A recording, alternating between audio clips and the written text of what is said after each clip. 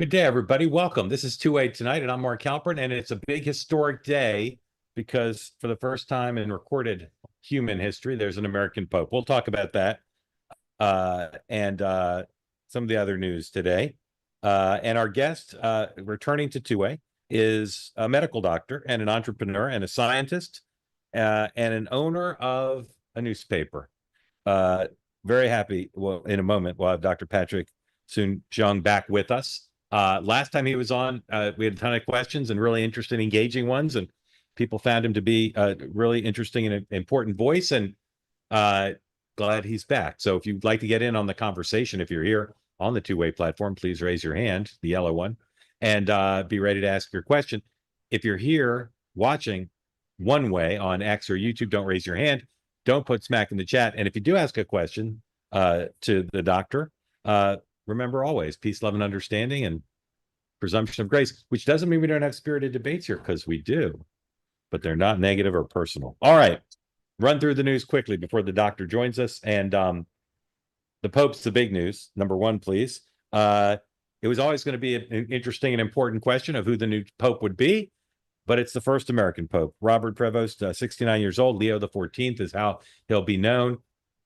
It's almost incomprehensible. If you're a human being alive today, by definition, you've never been alive when there was an American Pope. And it's just kind of an incredible story. If you're a Catholic, obviously it has probably even more resonance. Maybe I don't need to say probably, but it's just a phenomenal thing in the history of humanity. And of course, at a time when not just Europe, but the whole world is thinking about Donald Trump and the implications of a different kind of American president, to have an American Pope, again, it's just mind-boggling. I've covered lots of stories, and usually not much phases me, but this is just such an interesting thing. So already a lot of speculation about how the Pope will interact with the American president. Number two, like a lot of leaders in the Catholic Church, this Pope has some issues related to immigration and how this administration has dealt with the border. This Pope has been critical, and we'll see what happens.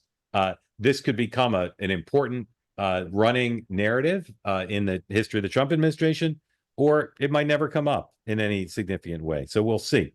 So that happened. We'll talk about that with the doctor, because he's an American Catholic and he's met a previous Pope, as I understand. So we'll talk about that. Also today, of course, the president announced the trade deal in the White House with the United Kingdom, the first of what the White House says will be many deals. And here's the president in the Oval Office praising the deal. Number four, please. I just want to begin by saying that this is a very special day because it's Victory Day, World War II, May 8th. And just by happenstance, we have the Prime Minister on the phone, and we were great allies in that. And it's very unusual that the trade deal comes due, and we signed it up on the same day that we had a great victory, the greatest victory of them all. So we are talking more and more about Victory Day because we were a big part of it, and so was the UK. And it's just, I guess, I don't know what you call it. It's just incredible that that day is the same day that we signed a tremendous trade deal for both countries. So I'm going to begin by just adding that we just concluded the rare earth deal with Ukraine. That's been fully ratified and approved by their legislative branches, and so we appreciate that. And I'll be speaking with the president in a little while, a little bit later, and we appreciate that. But the deal is all now signed up and ratified, and we have access to a massive amount of very, very high-quality rare earth. So lots to say. That the markets like this deal. The markets are still very excited about the meeting that Scott Bessent's having this weekend in Geneva with his Chinese counterparts, and this is going to be another thing that we're going to be talking about for a while. And now, of course, everybody's wondering when the next deal's coming. As I said this morning on the morning program, my sense, I think it's been borne out so far, that very few people are going to criticize this deal as not specific enough, because this deal is intended as much as anything for markets and for momentum and for a sense of building a coalition of the willing against Beijing. And it's got all those elements. So I'd be surprised Here's the president number 5, not surprisingly, talking about the deal he signed today being bigger than Brexit. These things that we're talking about, we've been talking about this for 25 years. It's hard to explain when, if you weren't sitting behind this beautiful Resolute desk, you just wouldn't get it. I have been hearing about making a deal with UK for 25 years. And especially around the time of Brexit. They wanted to make a deal, so they came out of Brexit and they make a deal, and how natural. And it just couldn't be done. It couldn't be done. Good people. And this is a bigger deal. This is a much bigger, better, stronger deal for both of us than we ever even contemplated before. It's a big deal.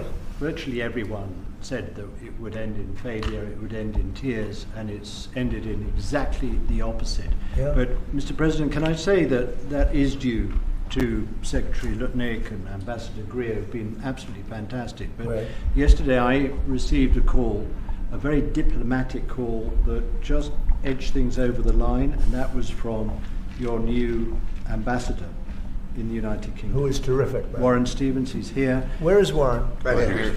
Hello, Warren. How are you? He's flying to London tomorrow night. He's going to be very popular with the British people. He's going to be a very successful ambassador. Well, we could spend a whole hour talking about Warren Stevens and how he got to be ambassador to the UK, but we won't. So we'll look to see if there are more deals. And again, the market's like today's. I'm going to tell you about a few more small things and a little bit about Joe Biden, and then we're going to bring the doctor in. Melania Trump and the president did an event today talking about motherhood. The interim head of FEMA was removed today, number 17. He said the agency should not be closed, and there's concern that finding a new head of FEMA, even an acting head of FEMA, before the storm season comes would be a good idea. So we'll see if they're able to fill that job. Ed Martin, we've talked about this. It's a little bit of inside baseball, but Ed Martin was up to be the U.S. attorney in Washington. He was opposed by Senator Tillis. I told you reliably that other senators privately opposed him. And today the leadership said if he failed in committee, they weren't going to bring him to the floor. It was clear he was going to fail to committee. So the president withdrew Ed Martin. Let's play that. Number 15, please. Yeah, but he's a terrific person, and he wasn't getting the support from people that I thought. You know, he's done a very good job. Crime is down 25% in D.C. During his period of time. I'm very disappointed in that, but I have so many different things that I'm doing now with the trade. You know, I'm one person. I can only make, boom, I can only lift that little phone so many times in a day. But we have somebody else that will be great. I just want to say Ed is unbelievable, and hopefully we can bring him into, whether it's DOJ or whatever, in some capacity, because really outstanding. It was, to me, it was disappointing, I'll be honest. I have to be straight. I was disappointed. A lot of people were disappointed. But that's the way it works sometimes, you know. That's the way it works. And he wasn't rejected, but we felt it would be hard. And we have somebody else that we'll be announcing over the next 2 days who's going to be great. I think Martin will get a job in the administration. He's extremely popular with MAGA, and the opposition to him largely centered around things he said and done about January 6th. There's more to this story, and I know a little bit of it, but I think you'll hear more about it. And it is inside baseball, just one guy, but it's rare that MAGA fails in this administration, and this was a MAGA failure, and you'll find out more about it, I believe. Okay, the president was on The View for almost the entire hour today, the former president, Joe Biden. He was joined for much of the interview, part of the interview, by Jill Biden. Could hear a lot about it. And I talk a lot about it on Next Up on my podcast. So if you want to hear even more, Batya and I talked about it. But highlights, no huge news. It was 11 in the morning, not 11 at night. He looked his age, but he was not incoherent, or no one would look at that and say he's deteriorated even more. But there were moments when he kind of looked a little halting in his speech. And they actually said stuff, both Biden said stuff they've never said before about the election. Not huge news. The things that caught my ear, he said Kamala Harris lost because of COVID, racism, and sexism. He said that they denied that Joe Biden had played any role in limiting his access to the public, which, again, just not true on the face of it, but that's what she said. the President Biden repeated that the only reason he gave up the nomination was because the elites in the party were divided. He said that's why he gave up the nomination. That's not technically true, I don't believe, based on my reporting. Said he would have won had he stayed on the ticket. Again, no evidence of that. And he said that very critical of Donald Trump for a variety of things. And he said that he hadn't told Kamala Harris ever that she should say there can be no daylight between them. He denied telling her that. And his explanation of why she said on The View, famously, that she couldn't think of anything she disagreed with Joe Biden about. He said she was referring to only things the administration did that were good, not any of the negative things. Again, I think he wasn't saying these things because he's lost mental capacity. This was, I don't know if he worked these things out on his own or with his staff, like a lot of politicians would, but I think I think this was their spin. I think this was just their spin. It wasn't contradictory or a little incoherent because of his decline. It was because this is the story they want to tell. If you ask me, did he help whatever goals he had by going on The View? I can see no discernible way in which that appearance would help him, but we shall see. All right, there's a few other things, but I'm going to stop there because I want to bring our guest in. And again, we'll get to your questions in just a bit. So if you'd like to ask a question about my knowledge of papal history or anything else, and including of our guest, please raise your hand, and we'll get to all of you in just a little bit. But let me welcome back to Two-Way, again, doctor, scientist, inventor, investor, owner of one of America's great newspapers, and an entrepreneur, and a parent, and a husband, Dr. Patrick Soon-Shiong. Doctor, welcome back. Did I leave anything out of the nouns that you think about when you think of yourself? A basketball player with Kobe. Basketball player with Kobe. Are you a lefty or a righty? A righty. Yeah. And how tall are you?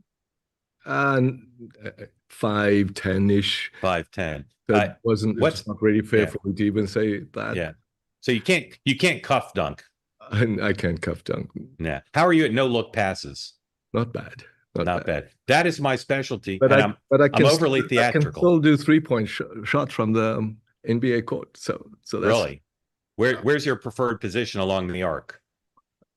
The shortest distance, which is right to the corner there. Yeah. Have you happened to seen any of the Celtics Knicks games?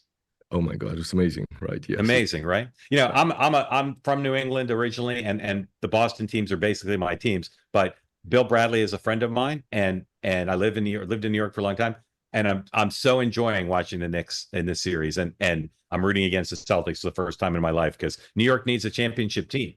Well, Luka Doncic will make a difference for us, so we'll be good at the Lakers. Yeah, someday. Both Los Angeles teams are out, right? Both the Clippers and the Lakers are out. So who are you rooting for now? Well, I think at the end of the day, I think pains me as it say the Boston Celtics.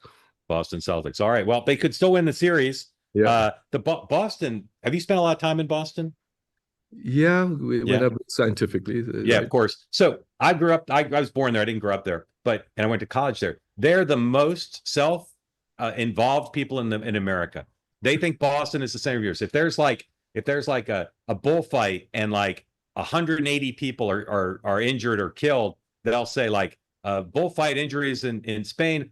Brockton man watched from the sidelines. Like they're the center of the universe as far as they're concerned. And even today, they're down 2-0. And their attitude is, well, this is an interesting series. Not we might lose now, but it's just like, of course they're going to win because it's New England and they have no respect for anybody else. And I say that with warmth and affection. All right, Doctor, there's so much I want to cover with you. We'll start with the biggest story of the day.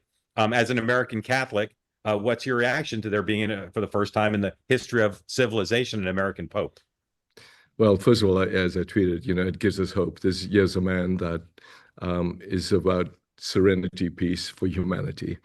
So I think, as he said, he'd be a bridge for peace for the world, right? And then, as you may know or may not know, I met with Pope Francis when he was alive, and it was, I think he'll try to carry on that process. I know a lot of people who've met the popes over the years because presidents will often meet popes, and they'll usually bring with them a lot of their Catholic advisors. So I've talked to people about it, but what was it like for you to be in the presence of a pope? For both me and my wife, it was truly one of the most profound moments. You know, when people said, you all emit an aura, and I do believe that. As he walked towards us and then took our hands, you could really feel the holiness in this man and the goodness in this man. So for me, it was inspiring. And you may know the basis of my meeting him was I had the honor of receiving the Pontifical Award Yeah. from him for our work on cancer and what I've done in my life. And so to me, that was an inspiration and a validation of our purpose on this planet, you know, that science and morality are one and the same. Yeah, I know it would be presumptuous for anybody to give advice to the new pope, but I always think about the popes, at least in the modern age, there's sort of two things they need to focus on. One is what they do vis-a-vis the church, and then what they do in terms of a public role on issues facing the humanity and the globe. In each of those two areas, what would your hopes be for this pope? I think the fact that he is worldly in the sense he speaks Italian, he speaks Spanish, he speaks English, he's born in America, he understands the American culture. Look, I think at the end of the day, Americans are the kindest, most generous people on this planet. And he could create a bridge, you know. I think he's maybe what you would call a moderate, somewhere in the middle. Yeah. That would be able to talk to all sides. As I said, my world is medicine. Medicine is not political. His world, I hope, is the ability to use morality to create the bridge across the planet. And I think one of the profound statements he made was that he's the Pope for the world, the Church of the world. Yeah. So while you said we Catholic, actually was Protestant, Anglican. My wife and my family are Catholic. I go to Catholic church. Yeah. But I think at the end of the day, whether you Christian, Muslim, Hindu, the whole idea is we one small little globe. You know, I think the opportunity now for him to bridge the world is an amazing opportunity. Yeah. I'm going to ask you one more question about this historic event, and then there's so many topics I want to get to, so we'll skip around a little bit, and then again we'll get to your questions. So if you'd like to be in the conversation, please raise your hand. A lot of focus over the last couple decades, at least, on the future of the church, where younger people have at times appeared not to be as interested in being part of it. What would you say that the goals would be, or the methods might be, to keep the members of the church growing, and to continue to get young people to be engaged with the church? Well, I begin to see that, actually. I think you see this generation. I don't know if you really call it the church, but they really have sort of between the idea of actually sharing their morality for the betterment of humanity, in a way, if you call that the church. I think I see a lot of young people, and as I said, you know, America as one of the kindest, compassionate nations. That's why I came here. And I see that happening now. Yeah. The story of the FDA and the CDC and HHS and the thing Dr. Oz is running, what is that called? CMS. The story of those agencies and HHS overall is a story that's still playing out. We're a little over 100 days in. You are, and one of the reasons I love talking to you is there are not many people in America who are entrepreneurs, successful business people creating large business, scientists, researchers, doctors, and students of public policy. I mean, and I'll say billionaires or multimillionaires. Which are you, billionaire or multimillionaire? Billionaire, I think. It doesn't really matter, does it? All right, let's say very wealthy. I am a billionaire, but that's the last label. Yeah, I put it last, but my point is you've proven you understand how markets work, and that's not. I know a lot of scientists and doctors and even entrepreneurs who don't really know how markets work. You do. So looking overall, like 800,000 feet, how would you appraise Secretary Kennedy and those people under him? How would you appraise how they're doing in what they're trying to do, which is make life better for Americans, whether that means cutting the government spending or eliminating regulation or promoting MAHA? How's it going so far from your point of view? Well, I think, as you saw what I tweeted this morning about Marty or Dr. Macquarie, but where he sent out a tweet that it shouldn't take 10 years for a drug to be approved. Yeah. I wholeheartedly agree with that. In fact, that's one of the bases when I supported Bobby Kennedy and Marty and Mehmet, because these are doctors. The importance of being doctors that actually touch, see, and feel patients, they understand the need. So I spent my life as a doctor, as a cancer doctor, as a surgeon. And I've always said cancer is a fight against time. If you have cancer, you don't have time. And my entire life was to figure out a better way, not only to treat patients with cancer, but not wait until it's so late and try and catch it early. And this is why we now have, thank God, after 30 years of my life, the BioShield. But I think, let me meld two statements that you made in terms of the business side of it. It was never about the money. I never sold one single share of stock when I built the first company. It was all to find a way to improve the health of that patient. So I built Abraxane, which is the safer drug than Taxol. And it's now approved for thousands of people with breast cancer, lung cancer, pancreatic cancer. And it got bought by Celgene and now Bristol Myers. I built the safe heparin so that when we had deaths in 2008, we were the only safe heparin in the country. And then I've built this BioShield. The problem is each one of these important motions took 10 years. I think we're now at the stage where that can change, must change. So unfortunately, I think they are still laden with the previous, I don't want to use the word deep state because I'm not a politician, but they're laden with bureaucrats that go into this dogma of bureaucracy that actually find ways to empower them to actually delay. And if you look at that, the big move that President Trump did under his administration was his right to try. Right. So I think they still have a challenge ahead of them, to be honest. Yeah. Again, maybe less presumptuous to give advice to Bobby Kennedy than the Pope. What should they do? What are specific things you think they could do to balance this the correct way? We all don't want unsafe drugs approved, but we want a process that's rational and efficient, and even beyond right to try. We want approval for lots of people that's safe. So what are some sort of best practices you'd like them to take, some steps you'd like them to take? Well, in 1988, so you do know, you're right. I understand not only health policy, but also FDA regulations, because I spent my life making sure I can get drugs in the hands of patients when they need it. In 1988, the regulations of the FDA's commitment was to ensure safety. There was no efficacy issues, just safety, as long as it's safe, and allow the real world to have access to that. One, there's an opportunity to go back to that, to find that, in fact, you've done a very rigorous analysis that the drug is safe. And then have very rigorous analysis of ongoing post-marketing approval to understand that it's safe. But once it's safe, and let's say the drug is already approved, like our BioShield, for example, the reason I lie awake at night is every time I do an interview like this, Mark, as you know, we did the first one, and then I did other interviews. We get thousands of calls from desperate people. Yeah. But worse, younger people. Yes, dying sir. of cancer and long COVID and desperately crying out for this BioShield. We cannot wait another 10 years for people to die in the interim. And that's what keeps me awake at night as a physician, scientist, doctor. Yeah. So it's not about politics. It's not about money. It's not about ego.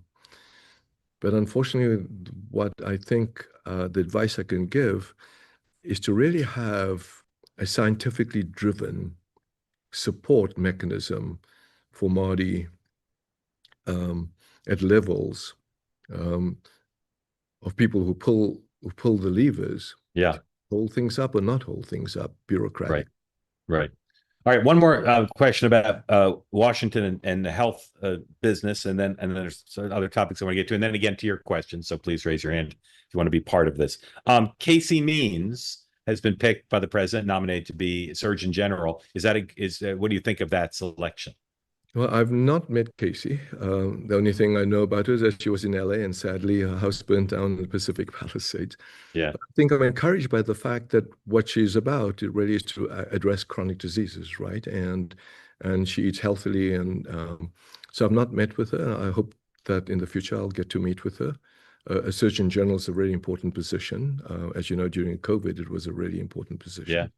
So I'm pleased that she's been nominated and look forward to meeting with her. Okay. Her brother has been on two-way, and he's a very impressive guy, and has been staunchly defending his sister out there from people who aren't as positive as you are about her pick. You mentioned the fires in Southern California and Palisades. When that happened, you said, perhaps the paper should play a role in helping the community rebuild. What's the status of the paper and your efforts, and what's the status of the rebuild overall as you see it? Well, it's progressing. So we've created the hub where you can get advice. And, my major concern was the toxicity, as even Kelly, in case you talked about. The other concern was really making sure that we're not rebuilding on a toxic dump, And the third concern I had was people being taken advantage of. Yeah. So we created this hub to ensure that. I honestly can't say that I'm impressed still.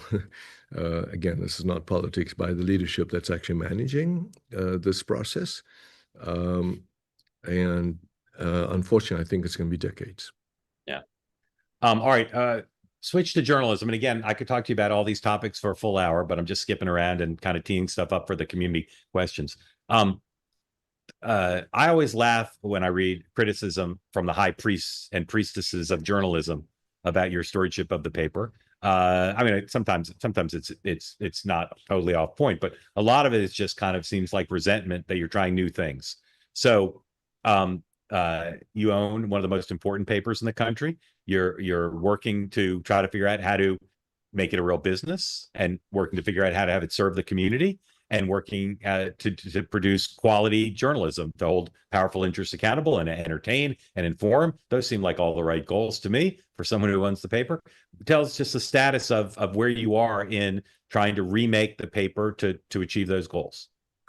Well, thank you for that. And exactly, I mean, the commitment for me is really to ensure that we have good investigative journalism, and that's what journalism should be, and especially speaking truth to power. But it's not a sustainable business now. I understand that, the courts have now ruled a little bit in the favor of the fact of the platforms taking away the advertising dollars from the, and that's what's destroyed the paper. But more importantly, even the local papers. Having said that, you got to find a way, rather than just crying about it, to actually meet and create a platform that engages the audience. So that's what we're doing. The thing called LA Times Studio, the test kitchen, and the thing called LAT is next. As you know, I'm building a studio and have in Washington. We may have a studio in Nashville. And the idea is not to do different things, is to actually have a place where people can engage, whether it be live streaming, video streaming. And now we have 8, I think almost 12 hours a day live streaming. If you go on X, we live streaming on X. And that's what we're going to be doing, and create this consortium. If I have to integrate the LA Times and the LA Times Studio and games and studio and esports, and if that's what helps to engage people to our audience, and even healthcare, I know that sounds tough, but that's what I'm trying to do. Yeah, it should. Sorry, go ahead. So, that change may be difficult for people to accept or understand, but hey, it's the good news. It's a privately held company, and I'm going to just keep on trying. It shows how old-fashioned I am. I called it a paper, and really, the paper is just a part of kind of the, whether you call it a platform or a brand, whatever. You're doing stuff with lots of others. You said gaming and video and events and all sorts of things that are more than just some heavy, dirty thing that might show up on somebody's front porch if they read what you and I grew up calling the paper. And I still read that paper. I still have that dirty thing hitting my porch. Yeah. Someday I'll do that again. I don't do that currently for a variety of reasons. So let me give you a hypothetical. Okay. Gavin Newsom, governor of your state, potential presidential candidate, been doing a fair number of interviews. So let's say hypothetically he did an interview, and let's say in that interview he made news so significant, or significant enough, that not one but 2 LA Times stories on published on the web and in the paper cited the interview. and they said, Gavin Newsom in an interview with so-and-so said this and this is news. So no, it's enough for the LA Times. Should the paper hyperlink to the source of the interview? Absolutely. Absolutely. So I, they say I think transparency and openness and truthfulness is, if it's news. Yeah. I mean, if it's news, you should actually have the facts. Yeah. Now, so this is a different story, right? This is special pleading on my part. Twice the LA Times has quoted from my interview I did last week on Next Up with Gavin Newsom. Things he said to me, and the paper was nice enough to say an interview with Mark Halperin, but in neither case did it say on Next Up, and in neither case did it link to the interview, including once by my friend Mark Barabak, who writes for you. So this is my way of informally complaining and saying, could you have those go back in and hyperlink? Because we're trying to start this show. We'd like a little love from the LA Times. Mark, now you know as a journalist how difficult it is to change. Oh my God, it's nearly impossible. Whenever I try to get somebody saying something, they say, "Oh, we couldn't possibly change it." And here's an interesting thing. I can't remember if I said this on this platform. I don't think I have. So if you call the reporter, they'll say, "Well, I got to talk to my editor." Da, da, da. It's really not worth the time. So here's what I heard the other day. There's a new trick reporters use. They know if they call their editor, it'll never happen, right? Even though obviously it can change. And so but they don't want their source or whoever mad at them. So what they do is they develop relationships with the webmasters, like the tech people, and they just call them and they say, "Hey, could you shove this hyperlink in?" They don't tell anybody. They don't publish a correction. They just switch it. And then nobody knows except the person who was unhappy. So maybe I'll just, rather than ask you, I'll just call Mark Barabak and ask him to do it. That's exactly the way we're making this change. And the good news is Terry Tang, who's the executive editor. Yeah. He's completely bought into these change movements. I'm so proud of her. Yeah. And we've got this, we have a very unique platform called Graphene, content management system. And with a click of the button, you can put that in. Yeah. All right. Well, I'll refresh tonight and see if either story is updated. Lastly, just, I don't know if it's based on your knowledge or your gut or whatever, do you think Kamala Harris is going to run for governor of California? The rumor has it that she is. That she is. I'd like if she does an ed board with the LA Times, I'd like to come to that. So I'm putting in my request now. And so would I. Okay. All right. Well, I'll sit right behind you. Like, you can sit at the table with her. I'll sit like behind, like in a cabinet meeting at the next row. All right. Let's bring folks in. Your questions for the doctor, owner, entrepreneur, surgeon, rich person, whatever else I left out. Again, you can ask him whatever you want, because as you've seen, the man can answer pretty much anything. And his support for the Celtics, in this case, should not be held against him. Let's go to Frank. Frank, welcome in. Thank you for joining. Unmute. Tell everybody who doesn't know where you are and your question for our guest. I'm from the North Shore, Massachusetts, based on the beach. It's very pleasant here today. Yeah. Are you a big Celtics fan? No. No. Basketball drives me crazy. You're the only one in New England who's not. The Hall of Fame. The Hall of Fame is in Massachusetts. But I don't watch it very much. It just okay. It's all right. too nerdy. Okay. What's on your mind, sir? Yeah. So anyway, what is your opinion, and what is the status of the so-called metabolic theory of cancer versus genetic? That's one. Number two. Wait, hold on. Let him answer that. Let him answer that one. Doctor, metabolic versus genetic. Well, it's a very good and a very deep question. So obviously this can't be answered in 5 minutes, but you're completely right. We always thought that genetics drove cancer, which it does. Just, there's a thing called Lynch syndrome. 1 in 280 Americans have a 80% higher incidence if they have Lynch syndrome of colon cancer, endometrial cancer, ovarian cancer, breast cancer. So there's a different genetic component to that. And if you have a BRCA negative, etc. But the field of genetics went a different pathway where they were trying to look at the different paths by looking at mutations and trying to kill the cancer from the inside out. That was a losing game, unfortunately. We've changed that entire paradigm. And so what you need to do, frankly, is kill the cancer. I know it sounds complicated, but from the outside in. And it turns out there was a cell that has been forgotten or not even known since the 90s called the natural killer cell. So there's a complete paradigm change of killing cancer now. And thank God, that's the BioShield we're talking about. That just got approved for bladder cancer. And the goal is to make this approved for all cancers, because you treat the immune system and not the cancer, and let the immune system kill the cancer. In that same vein, the metabolism of that cancer is also pretty smart. because that cancer lives in the field what we call hypoxia, when low oxygen. And in so doing, it actually goes into different pathways. But still, if you kill it from the outside in using natural killer cells and T cells, you create memory, and that changes the paradigm forever. I call that the missing link. And that's, I think, we're on the verge now of a complete change in the paradigm of cancer with non-toxic high-dose chemotherapy or radiation or steroids. Amazing. Any follow-up on that, sir, or do you want to move to your second question? Well, sure. Actually, I want to ask my second question. And what about what's going on with this thing that's publicized that's called turbo cancer, especially in younger patients?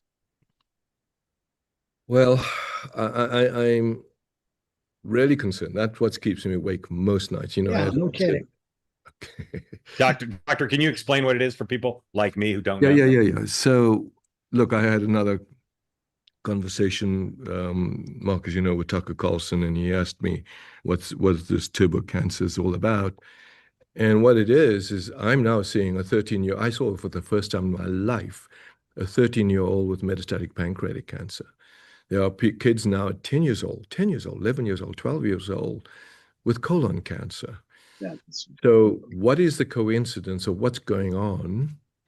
And again, not getting political about this, is it possible that the vaccine that was produced didn't clear the virus, and the virus, the COVID virus, is persisting in your body? And because that virus has this receptor, it goes to all parts of your body, brain, heart, colon, pancreas. Once it causes inflammation and stays there for a long time and then immunosuppresses your body, that's the hallmark of cancer. If you were in remission and all of a sudden you got this virus, whether by vaccine or by infection, all of a sudden your cancer comes back, called turbo cancer. So the key to this is to understand why we're getting it. And we are doing research. I've been doing research for 2 years. And for the scientists out there, the hallmarks of what I call an oncogenic virus like HPV or hepatitis, HIV, is the virus must persist in your body. The virus causes inflammation. The virus knocks out a thing called P53. P53 is in your body to protect your body from getting cancer. And if it does all of those things in a persistent way, it is an oncogenic virus. So while the full science validation is not yet out, sadly, all the information so far points to the fact that COVID is an oncogenic virus or potential to be an oncogenic virus, which is what keeps me awake at night. We have to address this now. Mm-hmm. Sir, any other follow-ups for me? Sure. Okay. Well, okay, this is on a different topic. Now, how is it possible that RFK can determine the cause of autism by September? The cause of what? Autism. Autism. Okay, the basic idea is autism has a cause. It's not natural. And he's going to determine the cause of it, or they will, by September. I heard this in the news. Yeah. Maybe it's just not true. He didn't say that. Yeah, look, I don't know. You don't know. So science is difficult. Autism, you know, and I don't know whether you'll have at least some questions to ask by September. I don't really think it's possible to have an answer by September. That's right. Anyway, so maybe this is just a fake news item. Well, look, I don't want to get, it's not politics, right? I think it's an important question to ask. That's what I said when I supported these questions, because it is questionable why anybody, a child, for example, would require, I don't know, 10 vaccines on day one, whatever the numbers. I don't know what the CDC has previously recommended. I don't know what's in these vaccines that may contribute to the excipients. And I don't know also of all the toxic materials that we're eating and feeding, and you should look up PFAS. that may be in Yeah, everything sure. you're doing. You may be drinking milk with PFAS. You may be eating vegetables that you think is organic, but filled with these never-ending chemicals. So these are very valid questions to ask. So I don't think people should be criticized for asking the question, Yeah. because it's a real issue for us as a nation.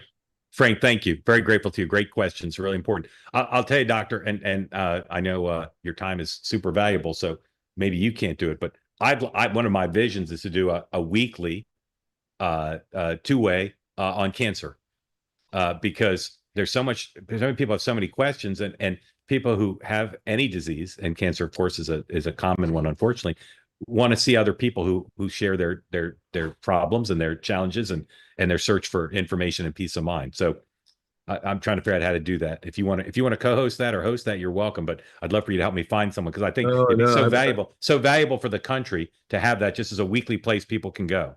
Well, I'm happy to help you with that, Mark, because this is my life, right? My life is to cure people with cancer. My life is to do that. And again, as you said, saving lives is, I think, the purpose of why I'm on this planet. But the information's valuable, but just the peace of mind of knowing there's a place people go every week to hear questions answered and to know other people are having the same struggle. And then you can address things like glioblastoma, brain tumors, right? And that's when Bo Biden had a brain tumor, I was called to sort of help there. Yeah. So there's a fundamental reason why we're doing what we're doing is wrong. So the standard of care for brain tumor now is radiation, a drug called Temodor, and steroids. Right. Guess what radiation does? It wipes out your NK cells and T cells on day one. Right. Yeah. Temodor is the most potent killers of T cells and NK cells, and steroids is the most potent killers of NK and T cells. Yeah. The T cells that matter in your body that actually protect you from cancer, NK and T cells. Yeah. Now, do you wonder why glioblastoma has never been cured? So these are the kinds of where not only I'm happy to come on and bring scientists who actually with whom I'm working and clinicians who's actually treating patients like that. And we're seeing results when you actually change that paradigm in people's heads. Yeah. Your team's going to hate me, but here's how I envision the show. Say Sunday night, 7 Eastern. You come on, I introduce you. I'm like the Ryan Seacrest role. I just say, here's the doctor. You bring on a guest every week. I'll help you book him or her. They come on, they say, here's some new research. Here are 3 slides. Here's the new research. Here's the new finding. Here's the new whatever. And then you colloquy with them a little bit, and then we just open it up for questions. And we just do a different thing every week. And the questions can be about that person and that research, or it could just be general questions of what like the 2 questions we just heard from one of the members of the community. I can't believe that doesn't exist in America, because there's so much need for it. Right. Not only that, there's a need for the call to action. Remember how HIV, how the patients with HIV are about to die, and they chained themselves to the fence, and finally the FDA acted. And there's a Dr. Rachel Sherman, who was the deputy, who was then the head of the commissioner then, who enacted that. Yeah. She's no longer there, but this has now changed, where cancer and long COVID are 2 of the major issues that's going to face this nation for decades. Yeah. If I'll tell you this right now, so let's do the cancer show. And I want to do it, by the way, I think I've told you this, I'm going to do this for every childhood disease.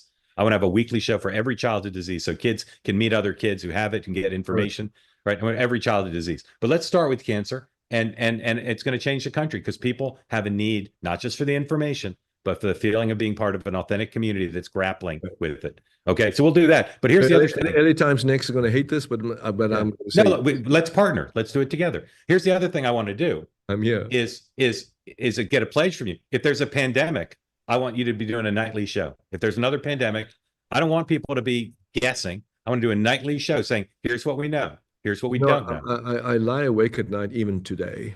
Yeah. Of how, if we had that kind of show, I could have informed the public of what I knew in 2020. 100%. Not only what I knew in 2020, what I was struggling, without getting political now, with Francis Collins and Fauci, and even the FDA, to convince them that what they were doing was not quite fully right. Yeah.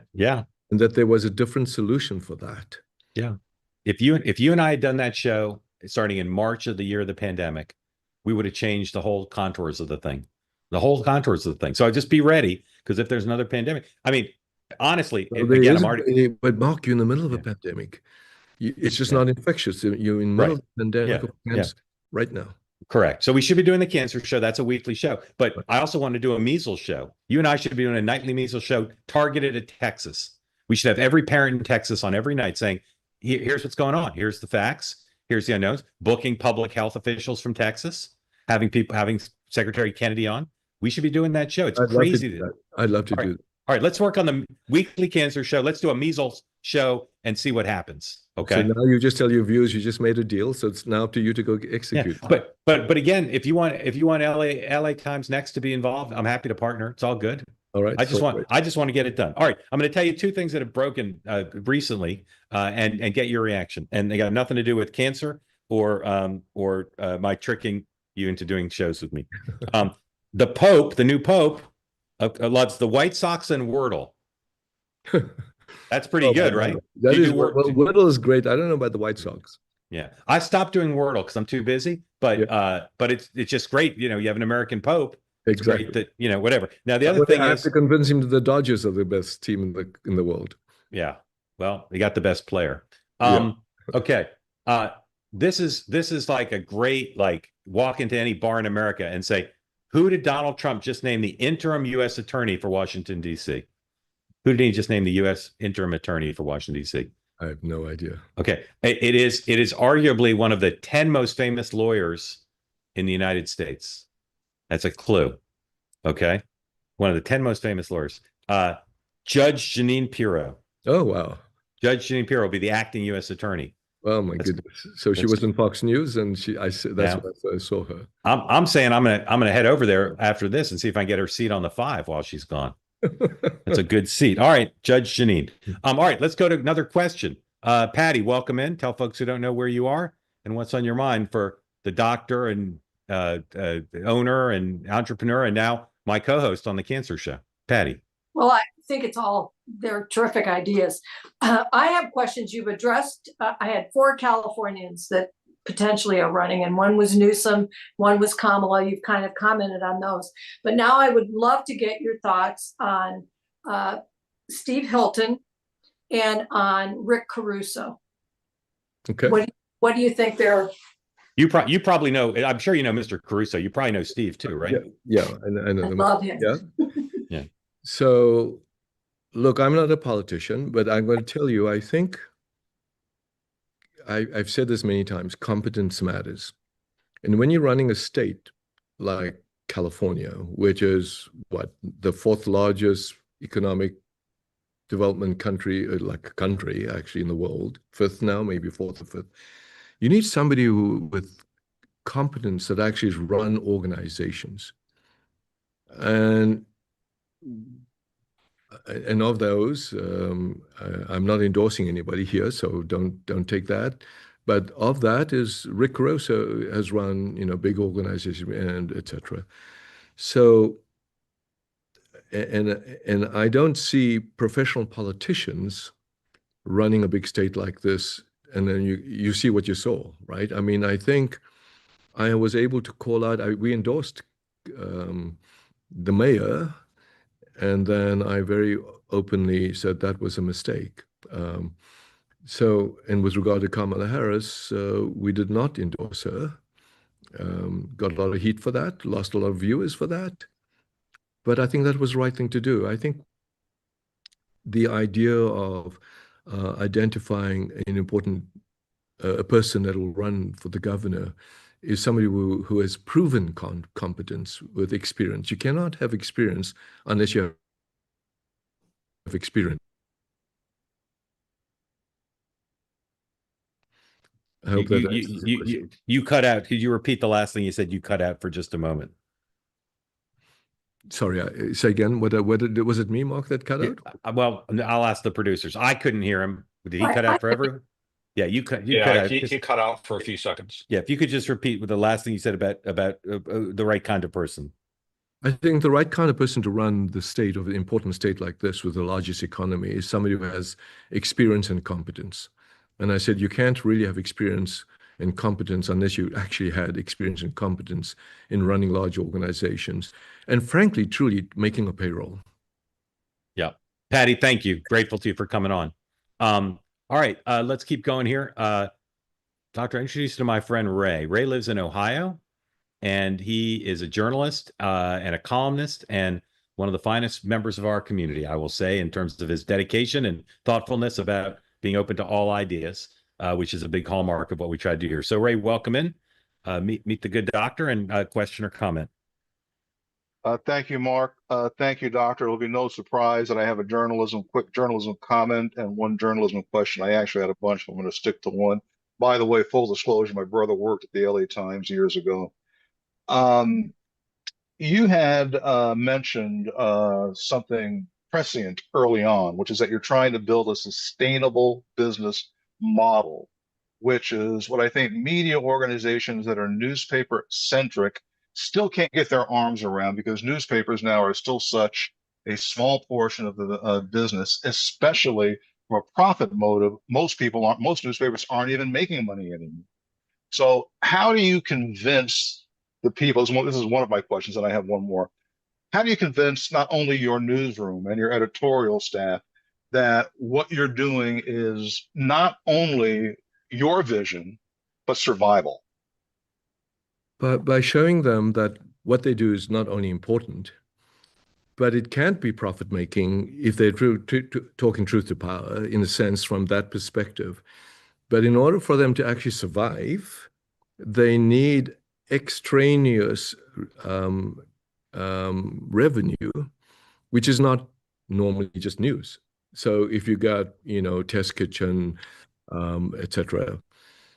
The good news is that, and as I said to Mark, journalists in the newsroom are a special breed to themselves, regardless of what paper it may be, whether it be New York Times, whether it be Washington Post, whether it be LA Times. So I'm not speaking about our newsroom. I just think somebody who wants to be a journalist is like a scientist, wants to dig and find out things, and everything is not black and white. There's grays in between, etc., and nuances. That's when you get into opinion. So I had to fight that we do not become an echo chamber when we get into opinion. And I think I've not won that fight, but I've convinced them that it's good for them to be perceived as at least balanced. Because if you put this opinion into your news, you don't know what you're reading after a while. And so you need to be trustworthy. You need to be people that you could trust to read what you read, is not biased. If you're talking about the news, you could be biased if you want to write an opinion, just like the Pope likes the White Sox. And I said, well, I don't know if that's great. I would like you to watch like the Dodgers. But that's the difference. I think the biggest opportunity for me is what I'm proud of is Terry Tang, who's taken on this role to convince her newsroom. And then I've got people like Anna, who is now made president of our LA Times studio, who's taken on the studio and the test kitchen. And then Eric Beach is running LA Times Next and in Washington. So one of the ways to do it, unfortunately, is to almost defragment the organization so they don't think of it as a competition, that it's all for one and one for all so we can survive. So that leads to... Go ahead, Ray. Go ahead. No, you go. Oh, I was going to say that leads to balance versus bias. You had mentioned on Tucker Carlson that journalists, the opinion page folks, are allowed to have opinions as long as they're based on facts. But the facts, depending on how you look at them, are always biased, right? Let's take tariffs. Tariffs are good, tariffs are bad. Isn't balance and bias, isn't that kind of like two heads knocking all the time? And who determines what the right balance is? Who determines the right balance is the person writing it. So I'm the person writing let's say you have this crazy bias opinion on the left. That's okay. But you need balance in the paper itself to have this crazy bias opinion on the right. So now we have these two extremes in our country. And then you may have somebody in the middle that says, okay, you know what? You write a little bit here and you have a point there and we can something in the middle. So what we decided to do is to make sure we have people who will write in the paper that whatever view you come from, it's okay. But we want to also give the audience the ability, because people have what they call confirmation bias. They want to hear what they want to hear, which is fine. And so if we can hit the button called insight. So if you, to our paper today, hit the button called insight, you will hear what this person who wrote the article, biased as may be, is trying to tell you, which is fine. Then you will have, through this, somebody searching, not somebody, literally AI searching through the web, of an opposing view, just to put it there. And you could read it if you want, and you can make comments if you want, but at least if you disagreed with this person, you could go find an alternative view. But more importantly, what Mark said, that the alternative point of view is hyperlinked, Mark, to the facts from which that opinion came, or at least the sources. They may not be facts, but they're sources. So that's what we've been trying to do, right? I think it's so important to bring this country together. It's so important for us to have conversations like you and I are having. You don't know whether I'm right, left, or middle. All I want to do is have a conversation about what's good for the country and what's good for us as a nation and what's good for your health. From me, I'm all about the healthcare. But that's, hopefully that answers your question. Great, thank you. Thank you very much. Great, thank you for coming on. I'm grateful to you. Doctor, every time you come on, I get as big a reaction as we get for any guests. And people are just super keen on what you have to say. A lot of people in terms of medicine and health and science, but your views on journalism and other things as well. So super grateful to you and your team for making the time for us to come, and we hope you'll come back. And if you're serious about doing those shows, we'd love to do it. I'd love to do the cancer show. I think it would just be so important for the country. I think more so important now than ever. I think we need the nation to wake up. We need the bureaucracy to wake up. Yeah. And we need change. Yeah. I mean, it'd be great to bring on people from the government. And I think between the two of us, we could get them on to ask them the kind of questions that, frankly, members of Congress don't have the expertise or the desire to ask them, but to just, say, here's the way we see it. And between you and your colleagues, I think we could produce a meaningful dialogue where people could maybe not get everything they want from the government in terms of regulation, but could understand at least what's happening and to move the debate forward. But if the least we do is educate the government, that would be great. And it's not happening now. Doctor, again, thank you for coming. I look forward to talking to you and seeing you soon again. Okay, bye-bye. Thank you. Tell you about a few things in just a moment. In 3 minutes on Michael Moynihan's platform, you can watch his episode of the Moynihan Report on free speech. Incredible show. It was taped a few days ago at the Village Underground, where Sean Dan and I did our event here in New York City, and it's an important and really interesting discussion. So I urge you to watch it. Available now on the podcast is today's episode of my show, Next Up on the Megyn Kelly Network. We do shows Tuesdays and Thursdays. So Thursday's episode, you can go now to Apple or to Spotify. I talk about the questions that Democrats should be asking themselves according to my Democratic conversations with Democrats. What are the questions to understand where the party is and where it might go? Interview with the Secretary of the Veterans Department, Mr. Collins. A lot of talk about how the Veterans Department's being run, his pledge to veterans about their care. And we go inside the Trump cabinet, and he talks about, we play a little word association about members of the Trump cabinet. Recommend that to you. And then we break down the Biden's interview. Batya Ungar-Sargon and I break down the Biden's interview on The View. That's available now. It'll be on YouTube later. I'll send a link around when it's posted on YouTube. And then tomorrow, of course, Sean Dan and I will be here for the morning meeting, 9 a.m. Eastern time. It's Friday, so of course we will have our winners and losers of the week and what to look for, and full analysis of just about everything. So I'll see you then, and then of course in 23 hours, right back here for two-way tonight. Incredibly grateful for the doctor. As I say, we get such a reaction when he's on, and there's just there's something about him that people are really drawn to, and his ability to explain things with clarity and compassion and intellect. It's a rare trait. So love having him on. Thanks again for everybody for being part of it. Thanks for those who asked questions, and I'll see you in a little bit. Take care.